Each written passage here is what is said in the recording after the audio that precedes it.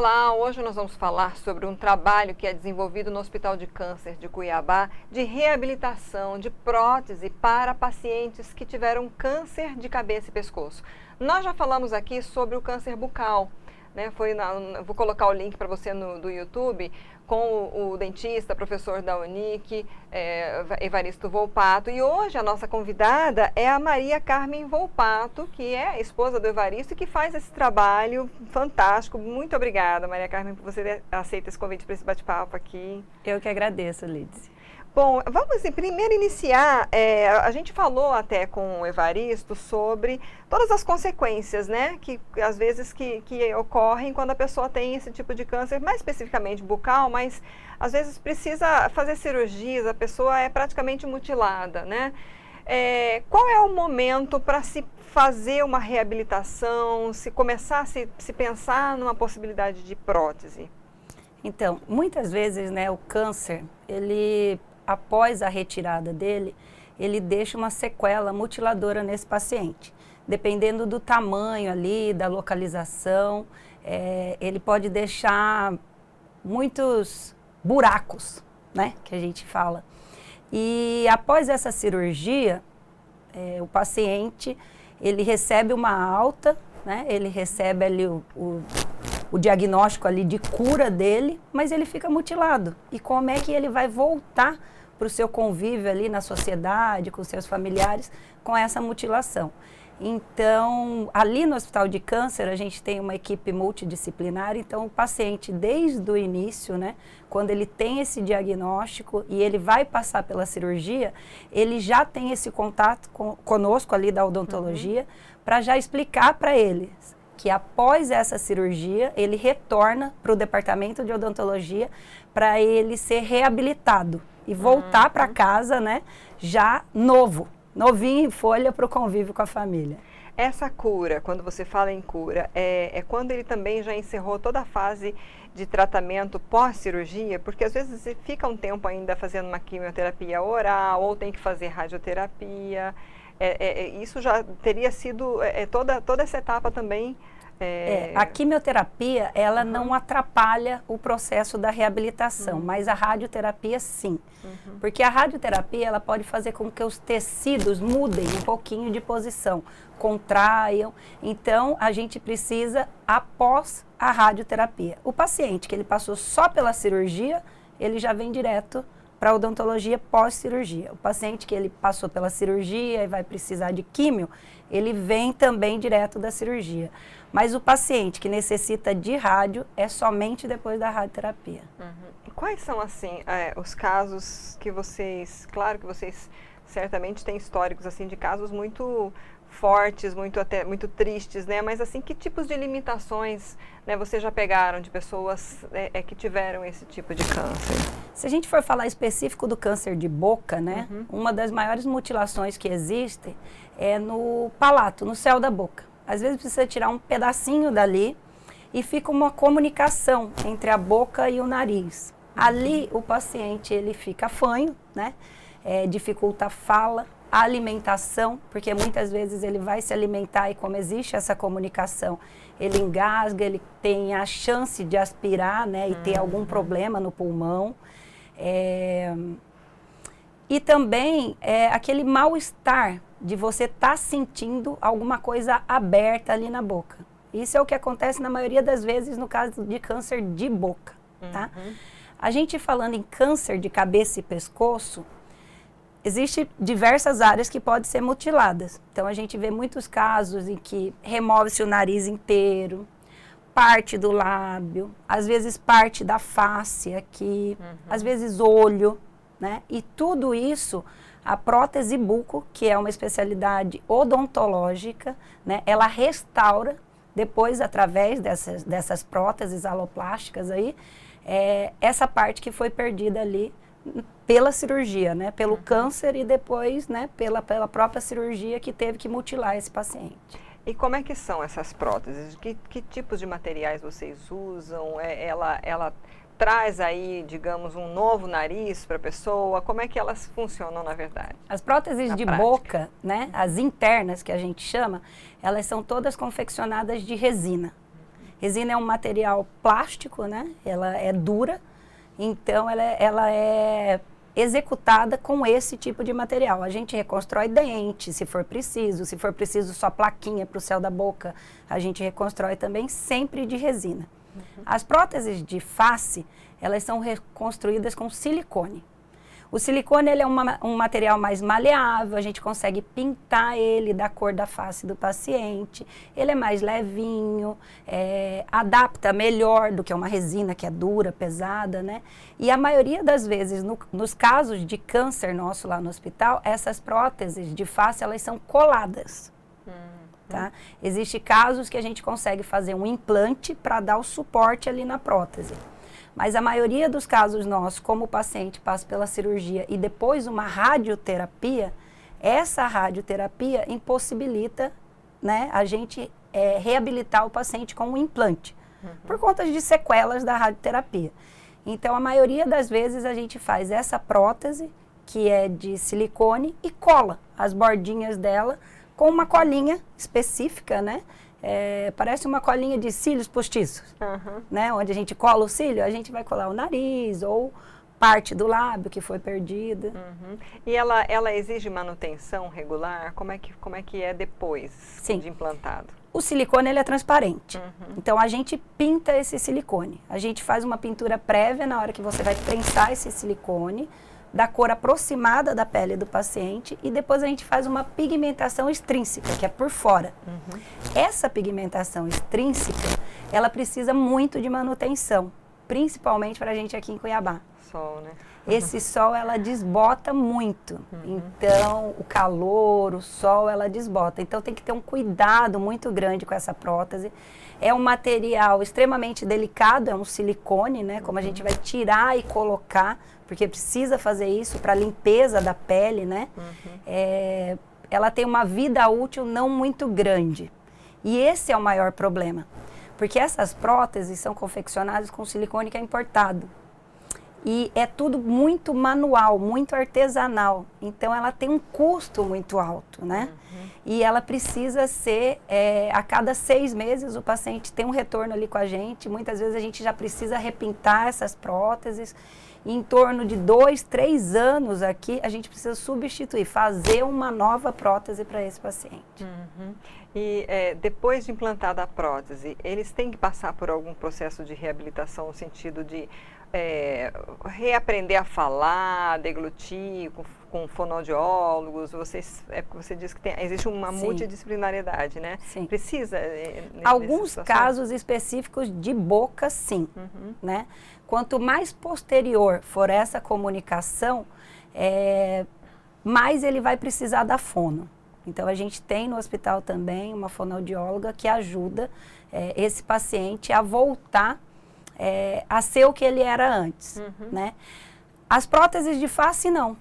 É muito simples. Ele colocou ali, pronto, já colou e tá tudo pronto. Ai, que beleza. Que tipo de manifestação, assim, vocês já viram, que te emocionou? Que deve ter muita, né, gente? A gente imagina, mas, assim, de você, o que muda até visualmente, né, na alma da pessoa, né? Porque deve ser algo assim uma outra vida, né? né? Eu falo assim, é muito importante esses bate-papos que a gente tem, até pra gente falar sobre o assunto, porque muitas pessoas não sabem. Ali dentro do hospital, os pacientes sabem que existe isso, mas fora do hospital não se sabe. E é o único serviço no Mato Grosso que oferece esse tratamento de reabilitação para os pacientes. Então, eu vou contar rapidinho um caso que eu tive. Uma moça entrou em contato com o Evaristo, porque o Evaristo faz muito artigos, né? Ele que é o professor ali de dentro do departamento, que a gente tem um serviço de residência. Então, ele que faz todos os casos científicos dali. E a gente tem alguns casos já de prótese de nariz publicado em revistas internacionais e nacionais também. E essa moça, ela era sobrinha de um senhor que tinha perdido, né, o nariz por conta de um câncer. E ela entrou em contato com o Evaristo e ela conversou comigo e eu pedi para o paciente ir até o hospital de câncer. Ele chegou nesse dia, ele era de Santo Antônio. Ele chegou de maca no hospital. Veio uma ambulância trazê-lo.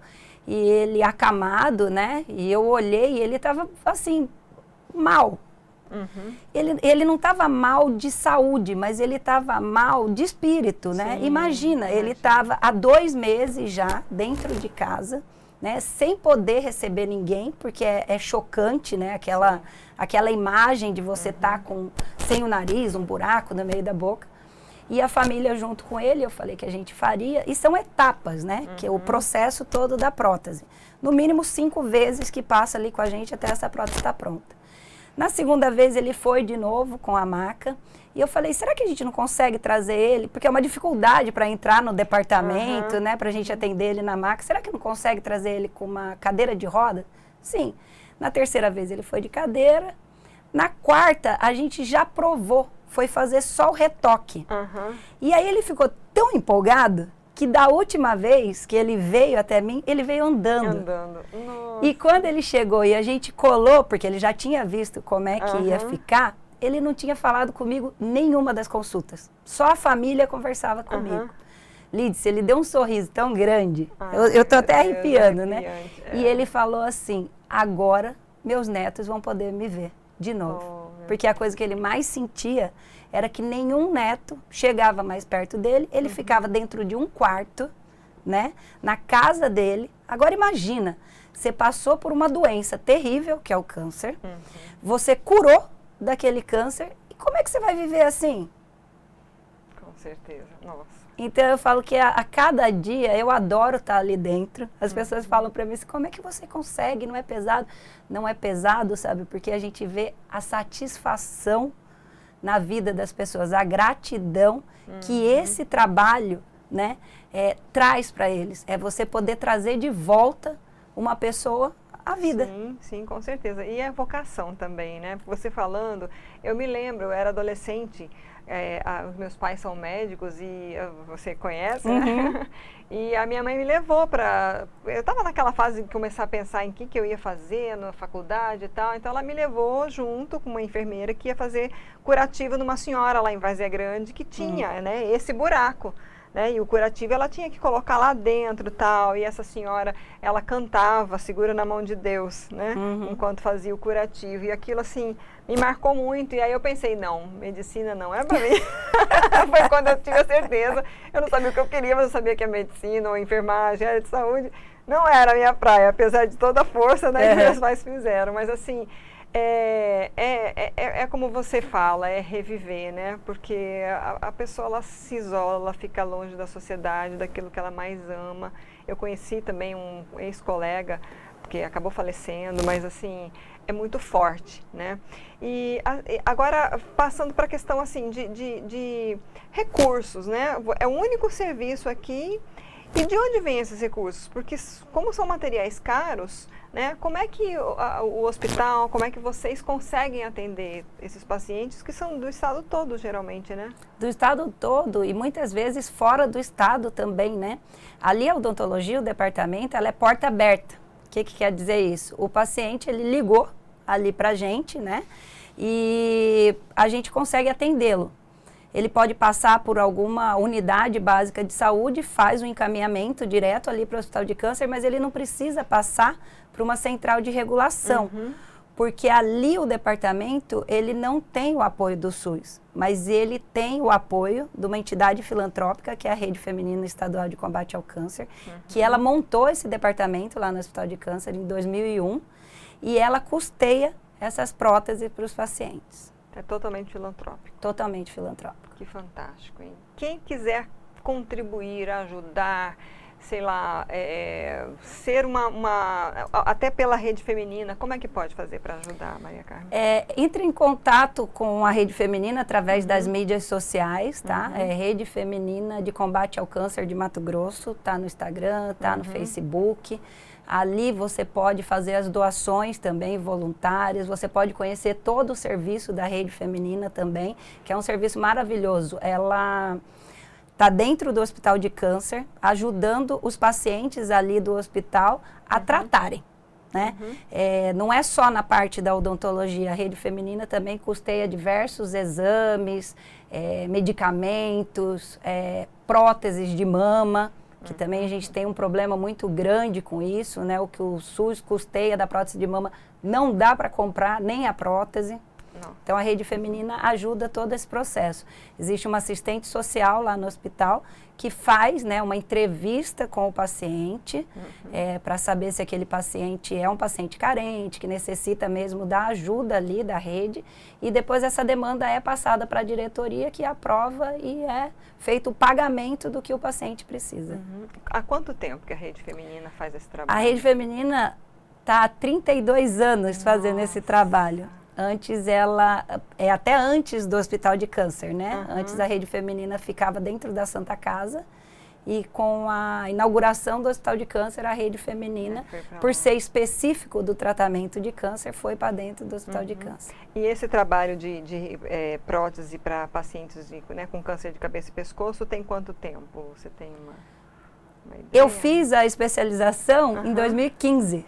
Então, desde então, a gente faz essa parte toda lá dentro do hospital. Você tem uma média de quantos pacientes já foram ou passam por mês lá, que são atendidos? As de face, para próteses específicas de face, a gente tem uma demanda menor. Ainda bem, porque é o que tem de mais caro, né? Mas as próteses de boca, em torno de 40 pacientes assim, por mês, que a rede feminina custeia esse tratamento. Como lá é um serviço filantrópico, o gasto que a gente tem, né, é com o protético, que é o técnico do laboratório que executa junto com o dentista essas próteses. Existem muitos pacientes, na hora que a gente conversa ali, até para a gente não ter uma fila muito extensa, a gente passa o valor do protético para ele. Então fala, custa tanto uma dentadura, as próteses de boca são bem mais baratas. Muitos pacientes conseguem custear. Então, esses que conseguem custear, eles não precisam entrar ali naquela fila da rede feminina. A gente viu com isso que andava e a gente conseguia atender muito mais pacientes do que deixando toda a demanda só para a rede.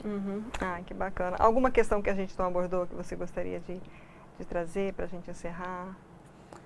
Eu acho que a gente falou tudo, né? Eu acho que o mais importante disso tudo é sempre a gente mostrar, né, o trabalho todo que é realizado para as pessoas que precisam, né? Saberem aonde recorrer.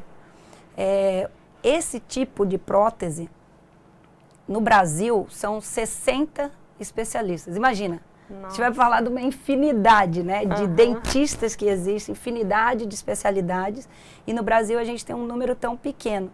E isso é muito justificado porque esse tipo de prótese, ele só acontece quando o câncer ele é pego já numa parte mais evoluída, né? Então, dá essas mutilações muito grandes porque não teve o atendimento precoce, né? E isso é muito importante. Então, as pessoas procurarem já, a qualquer sinal, qualquer diferença que você vê na sua boca, por isso é importante o autoexame, você se conhecer, não é só autoexame de mama, o autoexame de boca mesmo, ir para frente do espelho, olhar, ver se está tudo certo, se não tem nenhuma manchinha branca, se não tem nenhum carocinho. A gente fala muito em aftas, né? Aftas, a gente sabe que elas curam em 15 dias. Se você tem uma lesão na boca que parece uma afta, que está perdurando, ali pode ser um caso de câncer de boca. Então, o paciente fica muito sem acesso, sem saber para onde ir. Lá no departamento, a gente faz diagnóstico também. Então, é desde o início ali do paciente. Então, se tiver alguém que, olha, eu tenho alguma lesão aqui, tem mais de 15 dias, mais de mês, né, que isso aqui não sara, está dolorido, está me incomodando, está duro, está crescendo, procura o Hospital de Câncer, procura o departamento de odontologia para a gente poder fazer essa avaliação. E quanto mais precoce a gente pegar esse câncer, melhores as chances de cura e menos chance de mutilação ali para o paciente. E assim, e o trabalho que vocês fazem também gera uma esperança para quem às vezes está com medo de procurar, né? Porque aí acha que, mas aí se eu tiver câncer eu vou morrer, eu vou ficar mutilado, não, né? E às vezes até protela a procura, né, de um tratamento, não, tem saída, tem como, né? Teve algum caso assim que foi assim, o mais desafiador, o que é o mais difícil de fazer dentro dessas próteses? Eu falo que cada prótese é uma prótese, porque ninguém é igual a ninguém, né? O câncer de um também não é igual ao do outro. A parte que vai ser removida é diferente. Então, cada uma é uma. tem casos que eu olho, às vezes, quase que a boca inteira, o céu da boca inteira, eu falo assim, meu Deus do céu, como é que isso aqui vai parar? Como que eu vou parar uma prótese ali dentro se eu não tenho osso de suporte? Né? Então, tem muitos casos que eu falo assim, será que vai dar certo? E eu falo para o paciente sempre, vamos ver se vai dar certo? Vamos tentar? Porque se a gente não tentar, a gente não vai saber se vai dar certo ou não, né? Mas muitos casos são desafiadores, mas eu não desisto. E o paciente também, eu fico, não desiste, você não pode desistir junto comigo. Quantas vezes precisar voltar aqui, tem que voltar para a gente tentar, pelo menos, adaptar alguma coisa para já melhorar a sua qualidade de vida. Otimismo, esperança e força de vontade, é isso, né? mesmo. Tá joia. Muito obrigada, Maria Carmen, novamente. Parabéns por esse trabalho. Eu que agradeço a oportunidade de estar aqui e obrigada. Gente, nós conversamos com Maria Carmen Volpato, dentista, né? E atua ali, né, no Hospital de Câncer, justamente nesse centro onde faz trabalho de reabilitação de prótese para pacientes de câncer de cabeça e pescoço. Vou deixar o link aqui da entrevista do Evaristo Volpato, esposo dela, que também é dentista, que é professor, que falou bastante sobre o câncer bucal, com esses sintomas, com os sinais. Então, aí, de repente, é interessante assistir, a gente orientar, passar para as outras pessoas e procure nas redes sociais. Rede Feminina de Combate ao Câncer de Mato Grosso. Isso. Né? Procure, conheça, se você pode ajudar, se você quiser conhecer mais. Acho que unindo forças, olha só, que trabalho fantástico. Muito compartilhe essa entrevista. Até a próxima.